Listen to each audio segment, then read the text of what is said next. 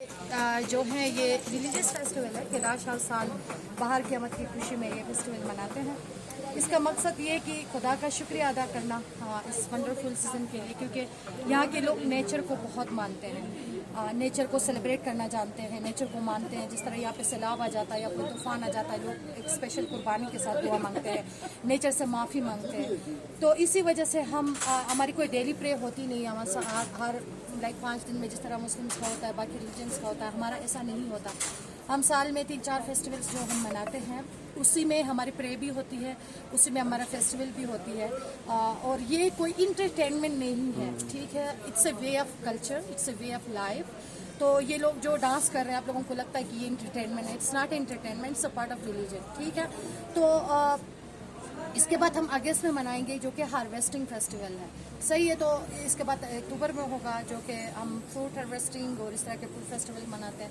फिर दिसंबर में सबसे बड़ा फेस्टिवल होता है हमारा विंटर फेस्टिवल, जिसमें कमिंग ईयर और साल के एंड में हम मनाते हैं। तो ये हमारे फेस्टिवल के छोटे बोरे बड़े इंट्रोडक्शन हैं। एक्टिविटीज़ क्या, मेन सरगर्मी क्या होती है 2 से 3 दिन?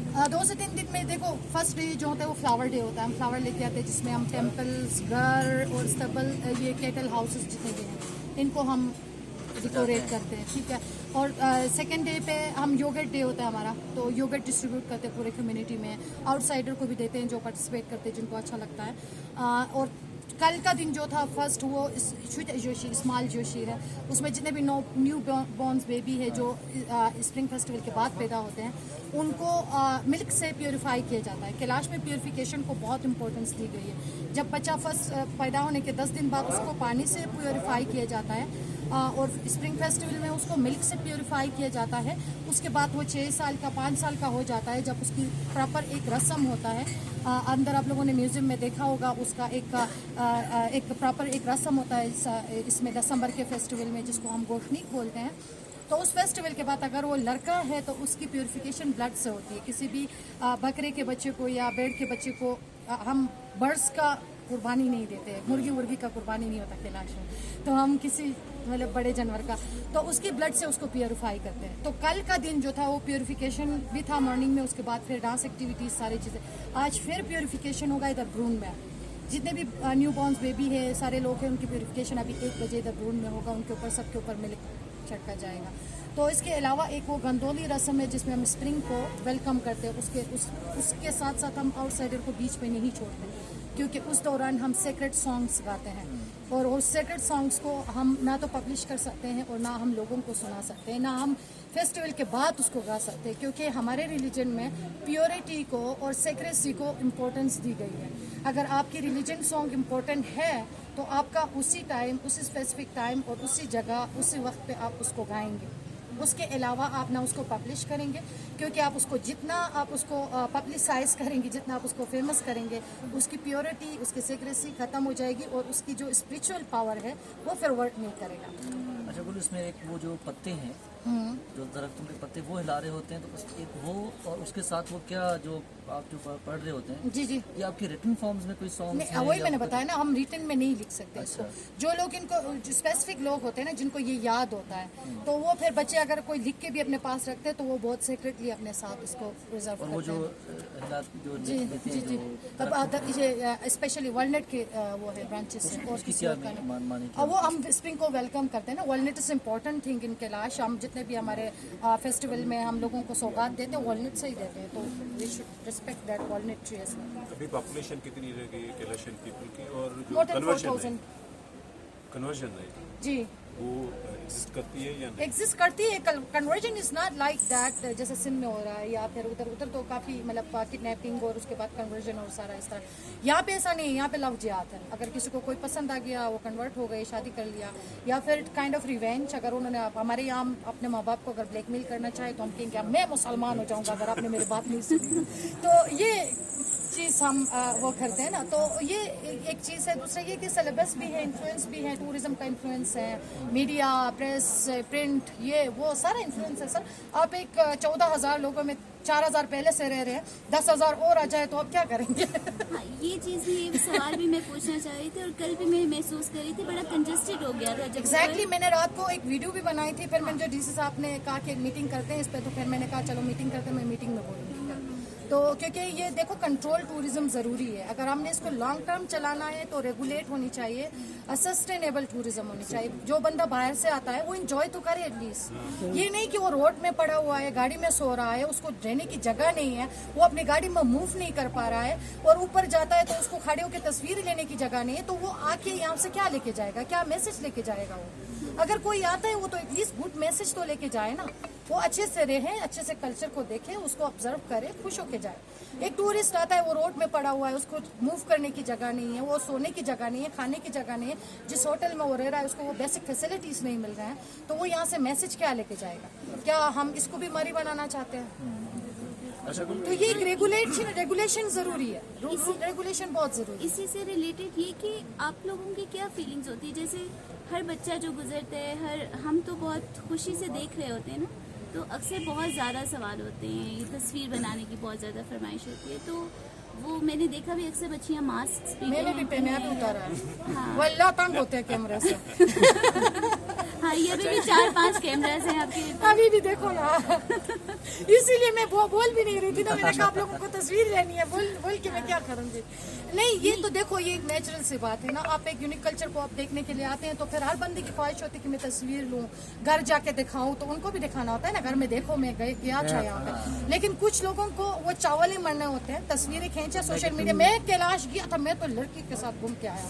तो ये जो जिनकी इतनी सी दिमाग होती है ना, जिन्होंने कभी औरत को घूमते नहीं देखा होता है, और वो कैलाश आते हैं फ्रीली, औरत घूमते हैं यहाँ देखते हैं, तो वो जाके उन्होंने यूट्यूब चैनल बनाया होता है, हर कोई यूट्यूबर बना हुआ होता है, और गलत मिस इन्फॉर्मेशन दुनिया को देते हैं। ये नहीं देना चाहिए।